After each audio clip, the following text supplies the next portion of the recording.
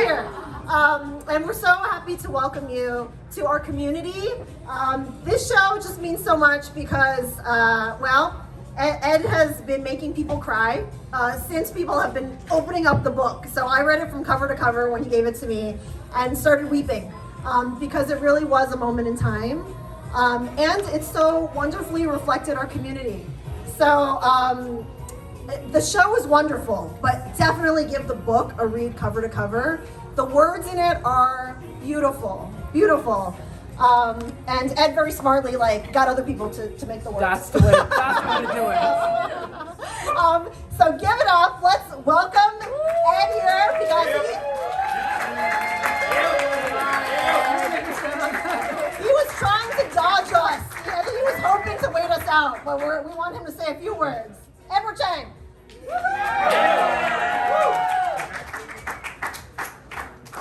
I'm not sure if I can stand on this properly. Yeah, you can. Yes. Hi back there. I'm just here to thank people. Thank you, Preal River Mart. Thanks, Joanne. Thanks, Angela. Where's Angela? Back there. Hey, Christine. Christine's right here. Oh, right here. All the people at Preal River, the Chengs are too cool for school. What day is it? Today's their day off. Oh, the Chengs are too cool for school. I need to thank all the people who put their words into the book. They are really special. Henry Cheng? Yes. Hey. Preal. Michelle? Is Grayson here yet? It's late as who else is in there? I'm forgetting Jess. Jess is flying at this moment. And there's people I'm missing. Sammy for the cover. Where's Sammy? Sammy to the cover. I met Sammy in the back room here at Preal River Mart, and now we're bonded through art. Actually, the whole reason I did this show is I discovered Sammy, Warren, and Arlen have lunches together, and I wanted to be part of it. And the only way to be part of it is just to be okay, I had to have shown at Preal River Mart. I need to thank all the other people who just support everything. I need to thank Think Chinatown, who's been always supportive of me for all this time, who just put things together. Go out and see Janie, Christina, and Howie's show, Legacies, 30 years of Asian American art. Coming soon, Sophia. Sophia's got a show coming up in November 16th. More Asian American arts. We just need more of this. Buy Christina's book. It's great. And that's it. Just go buy some stuff, look at some art. Squid Frames. Thank you, Squid Frames. It looks great. Wow, it looks great, Squid Frames. Where's Arlen? All the way back there, looking at the frames. And that's it. I think that's it, right? Well, we're gonna force him to speak more. So we're gonna ask him some questions. Oh no, this wasn't part of it. I want to ask some questions about the show because the show is a moment in time. Can you tell us a little bit about your craft and how you came up with the idea for the book? The exhibit.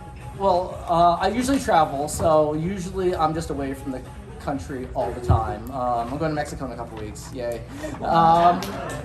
But during COVID I couldn't, so I was like, okay, let me just double down. The first reason to get a camera was let me just do some stuff for Chinatown.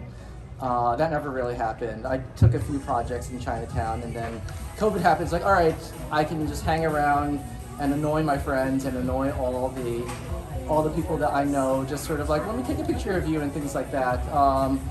Corky, who is in here, who's actually here all the time with all of us, is reintroduced me to a lot of people, and just sort of was able to. Hello. And then was able to just reintroduce me to everybody, and just sort of I would be able to take pictures around the neighborhood of people, get reintroduced to people, and just sort of just trying to make a document of the time of COVID. Of like, at the beginning of it, I didn't think we were gonna get out to this point, and it's just great to see all these people and all these cameras pointing at me right now. And it's like, oh, I think we might have made it. Which block is your block? My block? I live on Eldridge, but Eldridge, West Williamsburg, I call it. No, we don't call it that. Because of the fire at 70 Mulberry Street, I was able to stand in the middle of the street on Mont and Bayard. And I was just able to just sort of like re-encounter people of like, okay, you're just gonna do your daily chores, and I pretty much have a good chunk of the population here, amongst other people on that corner, I was just able to use that as just sort of the backbeat of the book, just to have some rhythm going, and just sort of see people. And it was great. It was just sort of like people would know where to find me, and I would know where to find people, like just by hanging around there during those times. I love it. And so you live in your childhood home, right? I live in my childhood home. They can't kick me out. The building will crumble around me, and then I will have to move. But then that's my real connection to Chinatown. Of like, it's the unfair advantage I have, but that also doesn't mean that other people can't come to Chinatown and photograph and make great documents, and just sort of like, there's so many stories of Chinatown that we just need to tell. And I'm patiently await all of your stories. I love it. We have time for 2 questions. Does anybody have questions for Ed? Hi, does. Hi. Yes. Will there be any drawing? With some drawings. Will be drawing. Will I be drawing?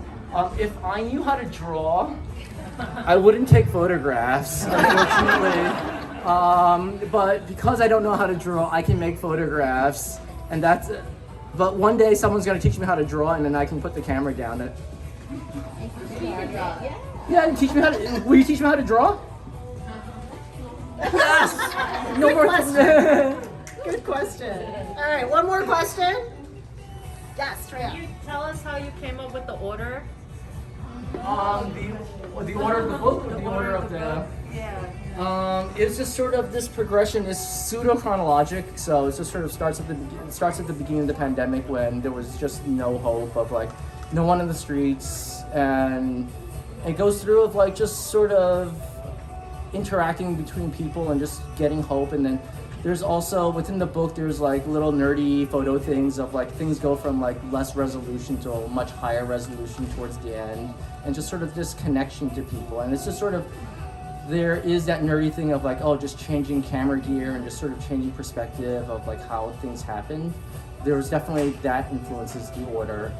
And then there's also selection is just sort of just trying to keep, just trying to get an edit through and just sort of keep the narrative flowing, but still not, and keep things familiar, but still not, but keep people like moving.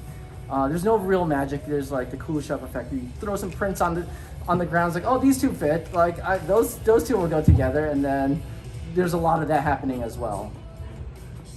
And for the photography nerds, is there anything you want to share about your equipment, craft, any of that? No, just go out, take some pictures, make some books.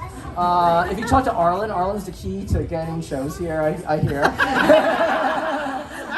That is true. And then there's like, I want to see everyone's work. There's no key. You just gotta show up.